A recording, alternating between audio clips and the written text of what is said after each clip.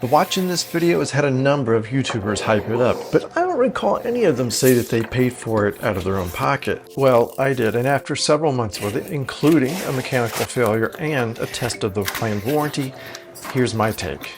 If you're unfamiliar with Olto-8, they tend to make watches that are unique, often quirky, but at an affordable price. In the spring of 2025, Olto-8 launched the Kickstarter for the Chrono Gate, inspired by one of my favorite vintage watches of all time, the Gruen Airflight, with a disc that flips, essentially giving it a 24-hour dial. Even Airflights not in the best shape often sell for over $1,000. Those in better condition can sell for thousands. Olto-8 is very open about the Gruen Airflight being the inspiration for this watch, but it's really made the effort to make something different, not just a clone. With somewhere between $700 and $750 later for some upgrades and international shipping, I decided to become Kickstarter backer number 276. But now you can order a Chrono Gate directly from Olto-8's website. There have been a variety of colors, some limited, also stainless steel and titanium versions. Olto-8 says it developed its own mechanism for the complication that changes the numerals. The result is the Chrono Gate is a pretty different looking watch with modern construction and proportions. This is a true homage.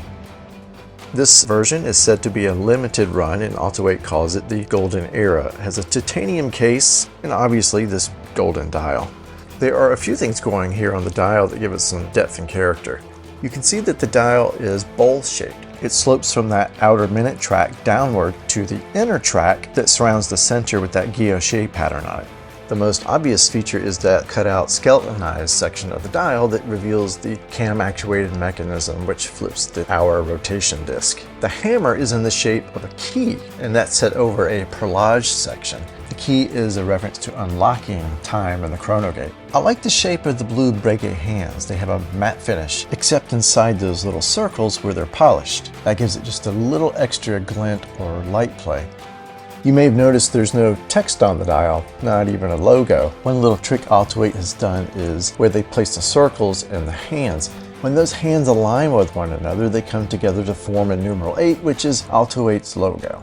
When the hands come together at the top near midnight or noon, that's the point at which the cam triggers the key-shaped hammer to flip the numerals. This variant has a matte finish titanium case, and the sides have the sculpted or scalloped sections. The crown is also titanium and has the Olto-8 logo on it. On top is a polished stainless steel bezel, complemented by a polished stainless steel buckle on the strap.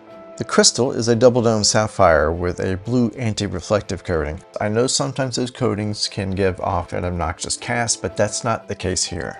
On the dimensions, it's a very wearable 39mm diameter, a 46mm lug-to-lug length, and a strap-friendly 20mm lug width. Olto-8 lists the thickness at 14mm, but I measured almost 15mm. Maybe their measurement is without the crystal or a display case back. It's not slim. That's thicker than any automatic chronograph that I have. That said, it really doesn't wear like that thick of a watch. In fact, when I measured it, it surprised me. I even double-checked the calibration of my calipers. As thick as that might seem, it comes in at a fairly lightweight 6.9 grams, according to Olto-8, although it measured lighter on my scale. Whatever the case, that's less than this Timex digital watch. As you might expect for a watch on the dressier side of things, it's rated at 50 meters of water resistance, and also maybe to be expected, don't look for any lume here. My Kickstarter kit actually included a black strap and this brown strap, which I wore for a few days. I was actually surprised a little bit. It feels pretty nice. It's soft and pliable. It was pretty comfortable right out of the box. Really didn't need any break-in period. It tapers from 20mm at the lugs down to 18mm at the buckle, and it uses quick-release spring bars. I actually ended up gravitating toward this blue strap that I have. It is by no means near the quality that these straps are, but I was just really drawn to the color combination. I will probably get a much nicer blue strap to go with this watch. So if you have any suggestions for that, please let me know in the comments. For sizing and wearability reference, my wrist is 6.3 inches, that's 16 centimeters. One of the upgrades I paid for was this gold tone rotor with the guilloche pattern on it, which I think looks really nice against this silver tone movement. So I obviously had to upgrade to the see-through case back, which is also titanium with a sapphire crystal.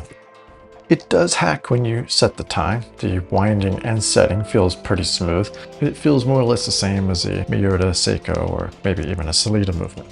It sweeps at 28,800 beats per hour and is rated at 40 hours power reserve, which is not remarkable, but it's adequate. The movement is skeletonized and has a really cool looking balance bridge, and the mainspring barrel is open so you can see the coil of the mainspring. When winding it, I can just make out something that resembles a paw lever.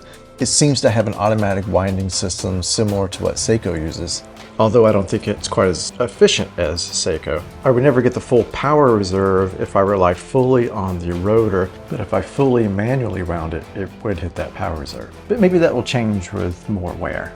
The movement finishing is done well enough for the price range, but it's not going to blow you away. To the bare eye, it looks pretty nice, but think twice before you get in there with a super macro. Some reviewers have called this an in-house movement, but Olto-8 cites it as a self-developed caliber. I see a number of similarities to Peacock movements, which has a pretty good reputation. Whatever the case is, Olto-8 says it's covered by a 2-year warranty. No matter what watch you buy, you hold your breath and hope that you never have to test the warranty offer. Fair or not, even more so when the company is based in Hong Kong. I reached out to Olto-8, and within the next business day, I got a reply requesting a little more information about my issues. Then, over the next few days, there were a few back and forth emails, just basically trying to understand what was happening with the watch. This ultimately led to me providing a video clip to help better illustrate what was happening.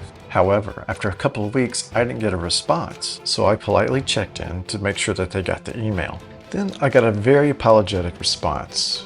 Olto-8 paid to have the watch FedExed to Hong Kong, which it was repaired and returned to me in a 4-week period. I'm satisfied with the repair. The only thing I would really critique is that I had mentioned that there's a blemish on the minute hand. No one would ever notice it because it's really only visible under extreme macro, but I did point it out and I do wish they had replaced it. When this watch was announced, I was really excited about it. However, there are a few things that I wish were different, but I wanted to spend a few months with it to see how I felt about those things long term. For me, the 24-hour dial complication is enough on its own. And while I really appreciate the details that Olto-8 is trying to show off with the skeletonized dial, it is a little busy. Maybe there's some way that Olto-8 could simplify that to make it a little more elegant. But again, I would be a fan of the watch without the skeletonization at all.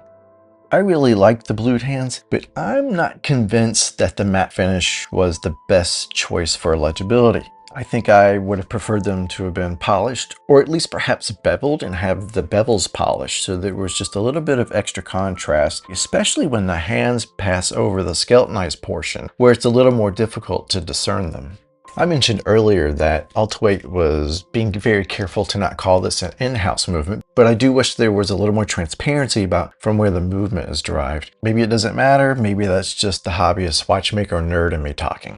My next point is really more of a preference than a criticism, but on my 6.3-inch wrist, a 39mm with a large dial and slim bezel wears a little larger than I would like. I think 38 or maybe even 37 would have been the sweet spot for me, but I'm also a guy who wears 34mm watches pretty regularly.